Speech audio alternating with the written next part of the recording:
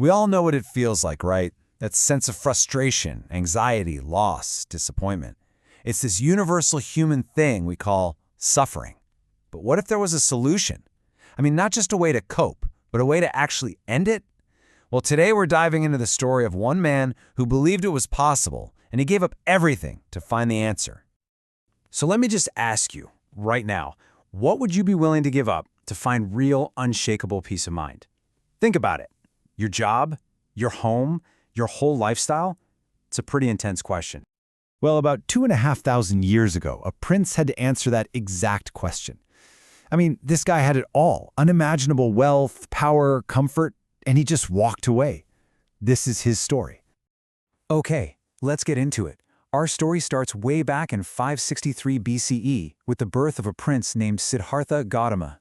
Now, right from the start, there was this prophecy. It said he would either become a great king, a universal monarch who'd conquer the world, or he'd become a great spiritual leader.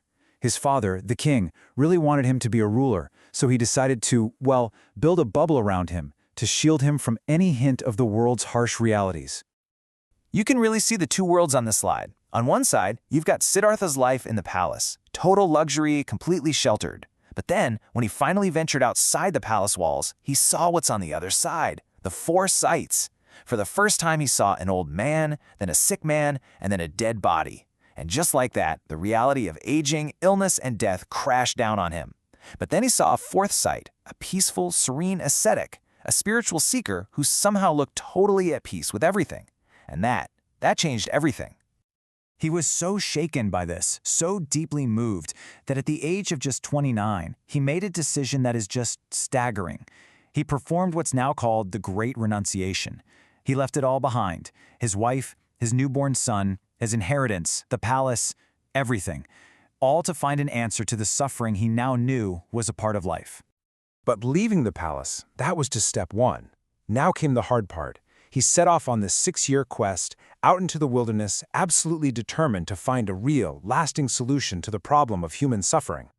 You know, his search wasn't random. It happened in these 3 really distinct phases. First, he found the best meditation teachers around and quickly mastered everything they could teach him. But he still felt like he was missing the deepest truth. So for his next step, he joined a group of 5 ascetics and spent 6 years in extreme self-denial. We're talking fasting until he was just skin and bones, holding his breath, enduring unbelievable pain. That didn't work either. It nearly killed him, and it brought him to this huge realization. The answer wasn't in either extreme. It wasn't in the total indulgence of his palace life, and it wasn't in this extreme self-punishment either. The answer, he realized, had to be somewhere in the middle. A balanced middle path was the only way to get the clarity he was looking for. So with this new insight, he came to the climax of his entire journey. He traveled to a place we now call Bodh Gaya, sat down under a banyan tree, and just meditated, vowing not to get up until he found the truth. And it was there, at age 35, that he finally did it. He achieved enlightenment. He became the Buddha, the enlightened one.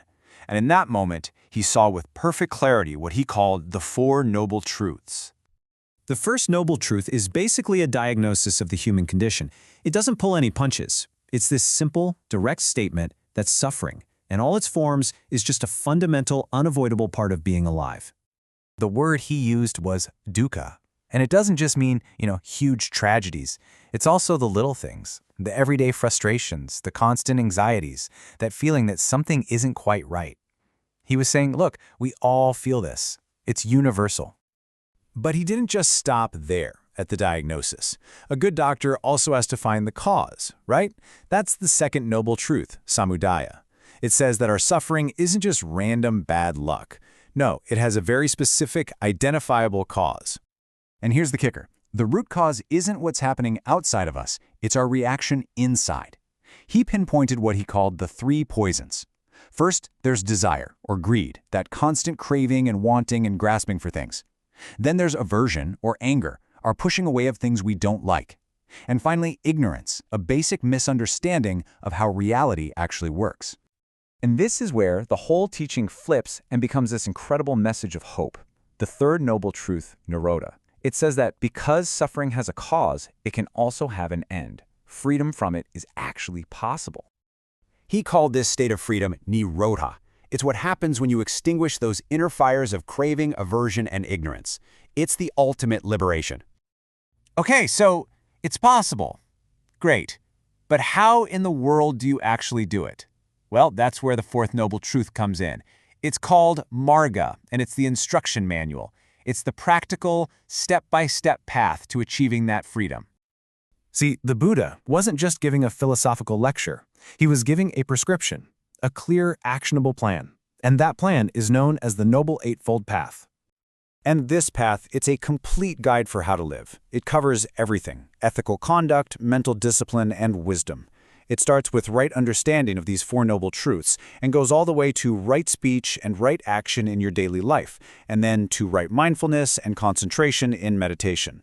It's basically a complete training program for your mind. This whole thing, the Four Noble Truths and the Eightfold Path, this was the core of his very first sermon. He actually went and found those same 5 ascetics he'd practiced with years before and delivered this teaching to them at Deer Park in Sarnath.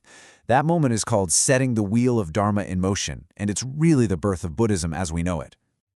But okay, one person's incredible insight is one thing. How do you make sure that insight survives for thousands of years? Well, it turns out the Buddha wasn't just enlightened, he was also a brilliant community organizer. He created something called the Sangha, which was a monastic community that was totally revolutionary for its time. It was open to absolutely everyone, no matter their social class or gender. It was even run on democratic principles, where they actually encouraged debate. You have the monks and nuns who dedicated their whole lives to the practice, and then you had lay people, men and women, who supported the community while learning to use the teachings in their own lives. Then, toward the very end of his life at 80 years old, he gave his final teaching. And his last words? They weren't a command to worship him or to build statues. His parting words were a powerful call to action. Strive for your own liberation. He put the responsibility squarely on each and every one of us. So, let's just recap this incredible life. He was born a prince in 563 BCE. At 29, he walked away from it all. At 35, he achieved enlightenment. He then taught for 45 years before his death around 483 BCE, an event they call the Mahaparinirvana, which isn't seen just as a death, but as his final, complete liberation from the cycle of suffering and rebirth. So the Buddha's entire story started with a question about suffering and ended by offering a clear path to overcome it, a path built on wisdom, living ethically, and training the mind. Which leaves us with one final, big question to think about. He offered this path 2,500 years ago. In our crazy, hyper-connected modern world, what do you think is the biggest obstacle on that path today?